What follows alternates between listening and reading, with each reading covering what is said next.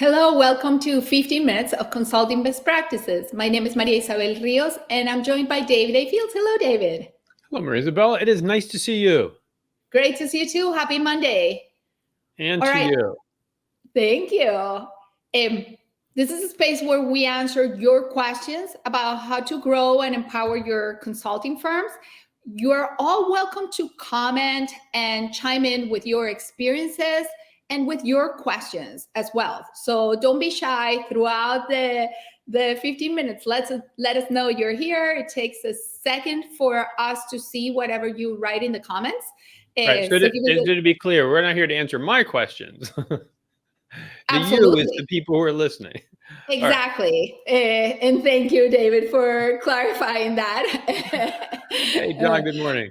All right. Good morning, John. And welcome, John. You know this space very well, so you can help us reaffirm folks that it's their questions we want to answer today. Absolutely. And we'll start this morning with a question that was submitted already. So, Deidre, if you can, please show us a question that came in. Thank you. Okay, so David, this question is for you. Okay.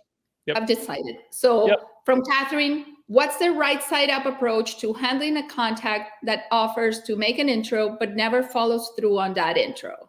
Yeah. This is Catherine sent this to me on LinkedIn. So Catherine, thank you for doing that. And for any of you, you can send Maria Isabel or me questions on LinkedIn. That works fine. Okay. So you had an agreement, you're talking to a client or contact, and they agreed to make an introduction and they didn't. So like, now what? A couple of thoughts. First is how do you avoid getting in this situation? And part of the way you avoid getting in this situation is offer to give them or just follow up with a one-liner example of how to do an introduction. We have an article somewhere, Maria Isabel, on the language to use for an introduction, which is more likely to work because it's simple. What happens is a lot of consultants want to put in really salesy language, and that's uncomfortable for the person, for your contact, right? So the contact doesn't do it, and probably that's what's stopping them, is they're just not sure what to say. So from the get-go, give them that language. Now, in your situation, Catherine, where you're past that, you've already had the conversation, someone has made the introduction, just send a quick follow-up email and say, what can I do to help you get to do this introduction? Would it be useful to have sort of a one line, how I might go about it? And then give them, again, that one line example of an introduction, which might simply say, I want to introduce you to Catherine, who's an expert in this. I thought you would find value in having a conversation. Emails are above. I'll expect you two to reach out to each other, right? Really, really simple. Don't overcomplicate your introductions. And if you make it simple for your contact, then they'll introduce you. That's what I've got. What do you have, Maria Isabel? Different? Anything else? It's same, right? And if the introduction can come with a referral as well, saying, I know Catherine, work with her, they're great, even better, right? Because that creates even more traction. To Catherine's question of, okay, she asked for it. Let's assume she did send a very simple message asking the person for an introduction and they didn't complete it. Now what? What does she do? I think there are a couple of thoughts on that. One is, I think you can actually send a couple of reminders without it, feeling like you're being a pest. As long as you're gentle about it and say, just wanted to follow up on this. I'm hoping that an introduction will still work. Is any language needed? So you can do that a couple of times. Ideally, you also have a next call scheduled with your contact. It might be 3 months or 4 months or 5 months from now. And if need be, 5 months from now, you can, when you have your next conversation with your contact, you can bring it up again and say, hey, last time we talked about an introduction to John. Do you think that's still something that we could do? And the person's going to go, oh yeah, I'm so sorry. I meant to introduce you to John. And I will absolutely do that. And so, okay, great. Would love that.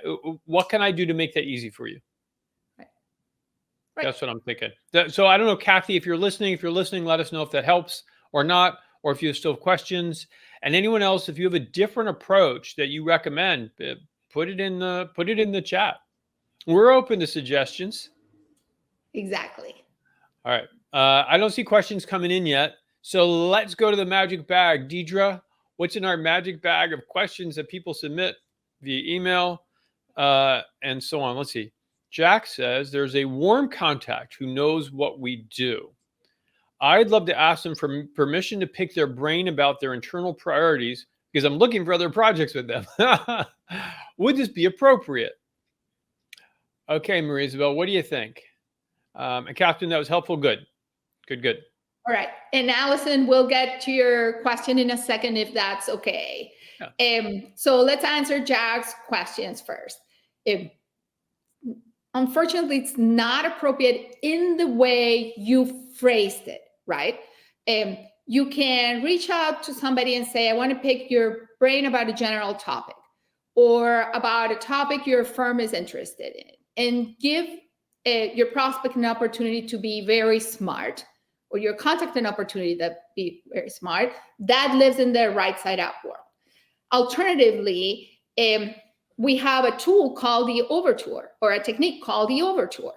And do not conflate the overture with flat out asking somebody, where are more projects I can sell you with, right? So the overture is the right side up version of that inquiry, and it has two parts.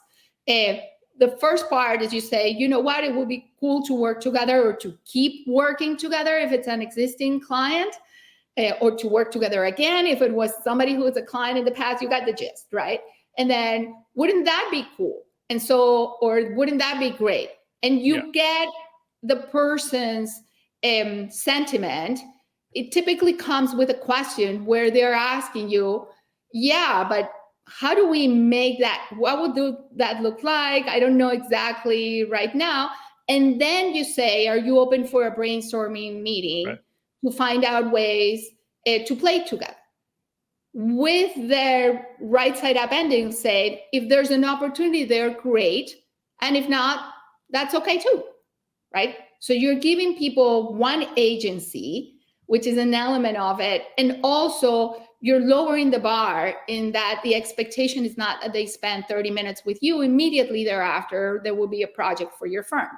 So same end goal, if you will, completely different route, which is a much more right side up setup. What do you think? Yeah, so I think I agree with you. And I think that it's nuanced, right? And so part of this is tricky. This is where it helps to be able to practice, to be able to role play a little bit, because depending on how you set it up, the question, the way I think Jack had phrased it, you could really turn off a client. And we know that the overture works really well. And yet they're going for the same thing, which is an opportunity to discuss with clients possibilities for more work. And so it's really about getting the nuance of that setup and how you ask in a way that feels right side up, that feels genuine and like you are on the same side of the table they are, as opposed to trying to sell to them. Right. And I think that, I mean, as I'm listening to you talk, Maria Isabel, I think, it takes some practice. I mean, that is where we have found people need to get comfortable and try it a few times, I think, to get the difference between being right side up and being salesy. Yeah. And also I think sometimes there's confusion where you would think, oh, to be right side up, I cannot ask my prospect if there's opportunities to play together. And much to the contrary, right? There's an approach that allows you to do that without undermining your relationship and the connection that you have and not putting that connection at risk. Absolutely right. I mean, being right set up doesn't mean you don't look out for your own interests also as a firm. And it doesn't mean you don't ask. If you see opportunities at a client or you want to work at a client, you can still pursue those. Right. And you can do them in a way that's right set up. I think that's a really good point. Okay. So what's Allison asking here?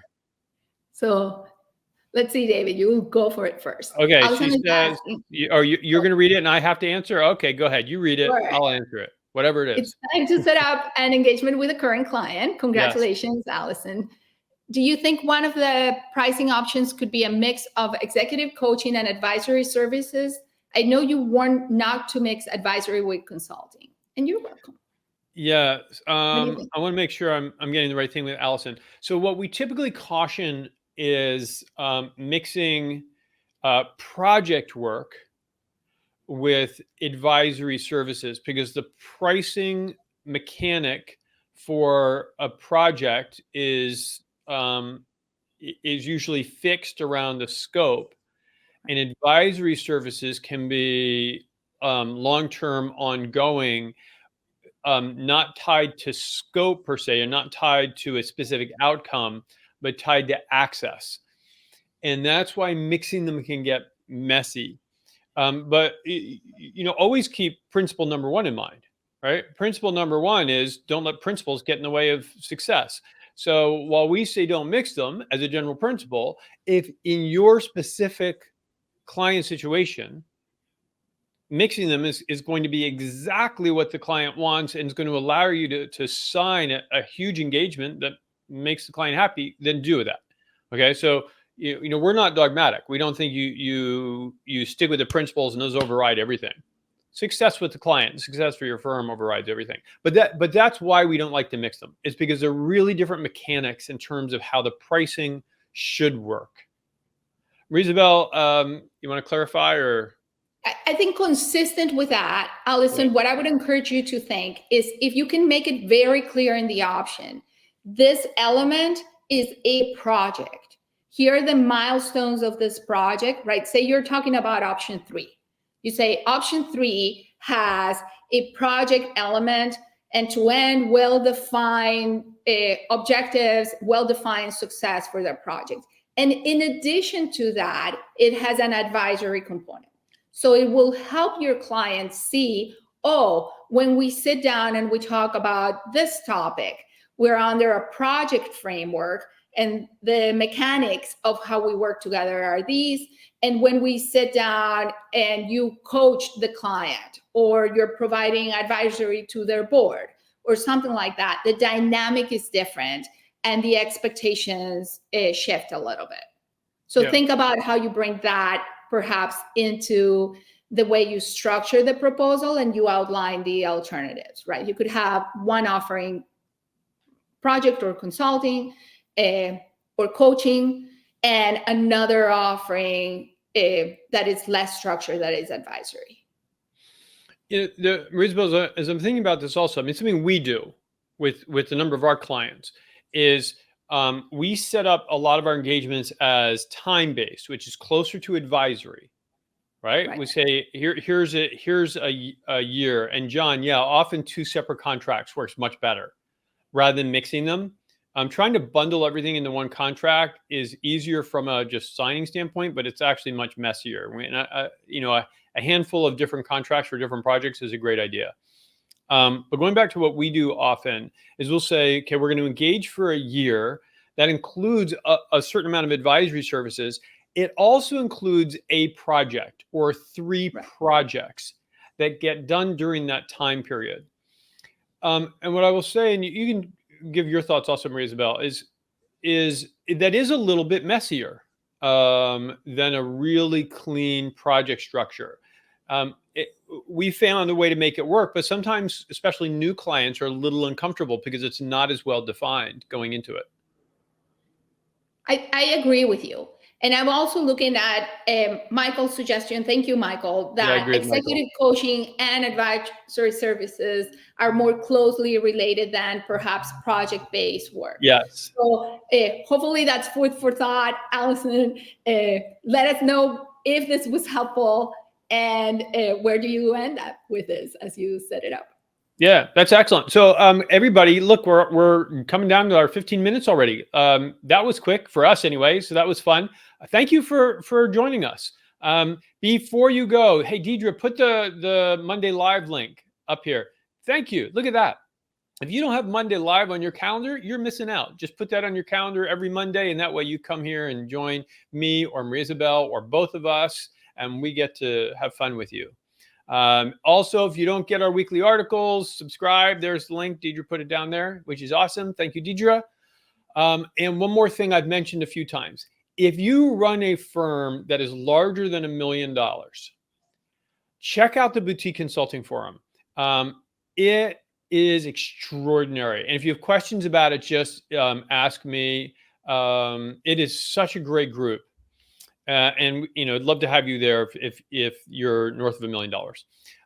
And that's it. So thanks for being here. Have an amazing week. Actually, have an amazing 2 weeks, because next Monday is Labor Day, and so we will be off. So we won't see you next week. Have 2 great weeks. During those 2 great weeks, remember, consulting's about them, your clients, your prospects. So give them value and give them kindness, and we'll see you in a couple of weeks. Thanks all. Thank you.